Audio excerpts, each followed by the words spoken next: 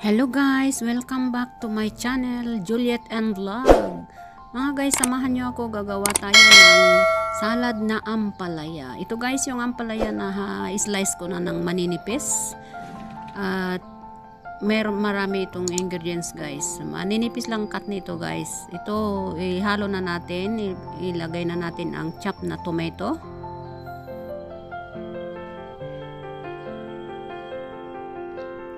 Ito na ang mga ingredients niya guys. At saka chop na onion.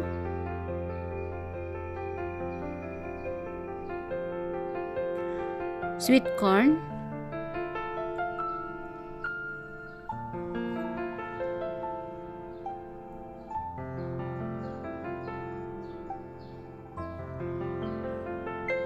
Medyo marami guys ang sweet corn. Mas masarap.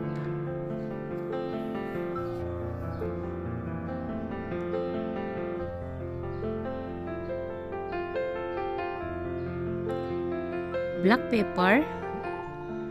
Depende sa inyo guys kung gaano karami ang gusto nyo, kung gaano kaanghang ang gusto nyo. Ako konti lang ang nilagay ko. At saka salt.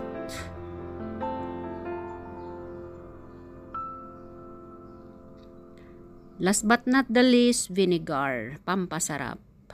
Sabi nila pumait daw pag malagyan ng vinegar ang ampalaya, pero hindi guys, subukan nyo, hindi.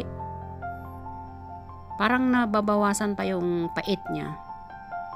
Yung mahilig ng ampalaya dyan, gayahin nyo yan guys, masarap. Ito na guys, ilagay na natin lahat ang mga ingredients natin, mga pangsahog natin, mga rekado natin. Mekos-mekos na natin guys, hanggang ma-mix lahat ang mga ingredients niya. At pagkatapos nito, ready to eat na.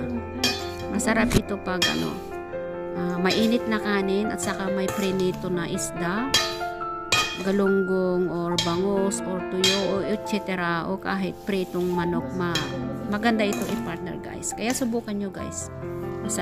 Masarap ito.